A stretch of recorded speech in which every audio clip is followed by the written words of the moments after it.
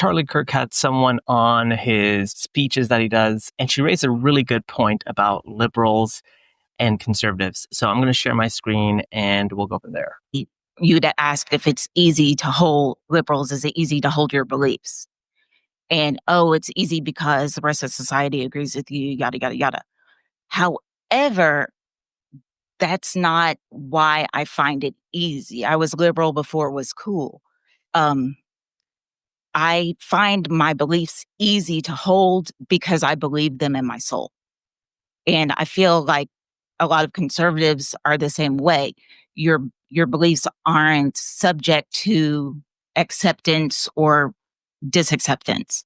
Okay, so I think the premise to this is that a lot of liberals today believe in the policies and the ideas that other liberals are pursuing because it's very commonplace in our society today. Liberals have a lot of control, say, in the media and academia, and it takes a lot of cognitive effort to determine whether or not you agree with these opinions or not. And instead, it's much easier to go along, play along to get along. But these are big issues. And so to really unpack them and then, potentially alienate yourself from your family, your friends, or even your partner, perhaps Charlie Kirk's initial message was a lot of liberals today, you're liberal because of dominant social narratives, not because you've done the hard work, say, I'm putting words in his mouth, of unpacking to figure out where you stand on an issue, say climate change, say LGBTQ acceptance, say capital punishment, whatever it is. And what this person is saying is, I was a liberal before it was cool to be liberal. But one thing that percolated in my mind as I was listening to her speak is the shifting narrative or the shifting kind of pendulum of what it means to be a liberal today. I've mentioned this before, but a lot of policies that conservatives had once pushed, liberals are now undertaking. Here in Canada, Mark Carney, he's pushed, in my opinion, center-right policies on the economic side when it comes to Donald Trump. And you'd think that more liberals would be critical of Carney and his policies today, but we see actually more and more liberals rallying around these economic policies. Justin Trudeau was very, very open with his support of the LGBTQ community going to Pride. He was filmed at Pride earlier this month. Mark Carney, our Liberal Prime Minister, did not attend any Pride parades despite raising the Pride flag. So it's interesting that this person says that they were liberal before it was cool to be liberal. My rebuttal would be, well, the pendulum or the scope of what it means to be liberal today is ever evolving and ever changing, but we'll continue to let it play. What do you believe and why do you believe it? Well, I believe actually a lot of the same things you believe, just maybe in a more broad sense. Like, I believe in freedom. I believe in free speech. I believe in free speech for everybody. I believe in freedom of expression. If you were born with and you want to wear a dress, have at it. It's not my life. And I don't get to dictate to anybody else what's right or wrong. So this is something where I think both the right and the left fall into a trap, specifically those on the left. Sorry, there's like boats and stuff going by.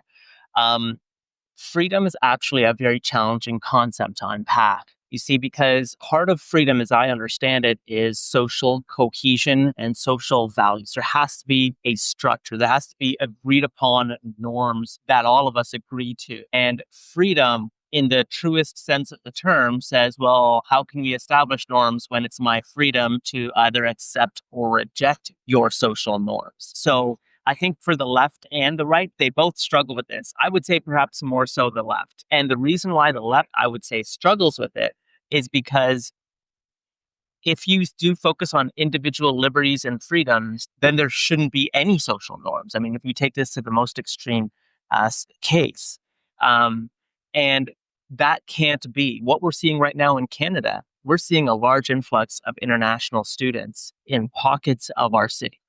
Brampton, Mississauga, parts of Scarborough, the GTA, Greater Toronto area, lots of international students settling in these pockets. And with that comes issues of social cohesion, because a lot of these students, they don't have to take a social cohesion course. They don't have to learn about our country. And it's leading to a lot of resentment that people have towards international students and writ large immigrants.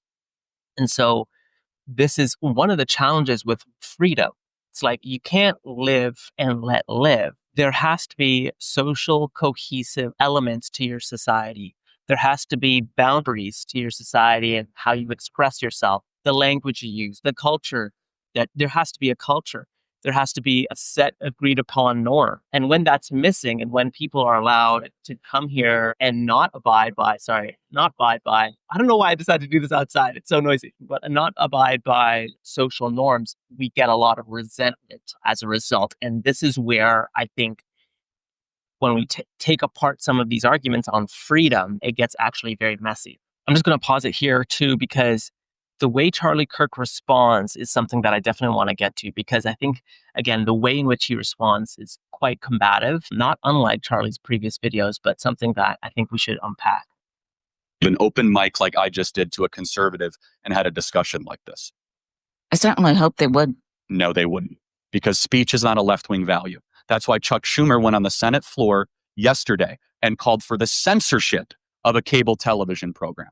That is why they have to deploy shock troops called Antifa to go after everywhere I go. When I go to University of California, Davis next week, there has to be 120 police officers because of the violent threats of liberals that want to disrupt our events. There are no right-wing hecklers that come to events like this. Michael Knowles, Matt Walsh, Ben Shapiro, myself, Candace Owens, the 24/7, 365 armed security to prevent ourselves from the violent threats from the left. And so I think it's rather clear there's one side that is trying to do everything they can to shut one side up, and one side that's trying to open up the marketplace of ideas. So you see what Charlie did there. There's no denying there's a lot of hatred towards conservative speakers on campus, or just in general, 100%. But that's certainly not a representative of the entire left, woke left, liberal movement. That's reflective of people on the left who internalize politics and resort to extreme measures. It's more common today that we're seeing on the left than perhaps the right in years past. But that could very well be a symptom that liberals are not calling this behavior out enough. Decades ago, when there was right-wing extremism, from what I gather, the research shows that there are many right-wing or conservative politicians that called out that behavior, really emphasized that this was not part of their message and what they were trying to achieve. I don't see that on the left. And I think the reason why is because the left, the tent is so large that they're actually terrified of alienating people who may be donors or supporters of their party or their cause. Sorry, there's a helicopter above me. And so as a result of that, we'll pause. As a result of that, we see extreme measures being taken. Now, it serves Charlie's interests to focus in on those individuals and then use that as an example of the entire left movement. But that's disingenuous. Remember, it's the actions of few. I would say the better argument that Charlie could make is, I wish that more left-leaning liberal politicians would call this behavior out. Because if we do believe in free speech, if we do believe in fairness and equality, my voice matters just as much as the other person's. And if you have, negative opinions about that, that's fine, but it has to be respectful. And so that's the point he should be making. But you see, this is the thing, and I noticed this with Candace as well.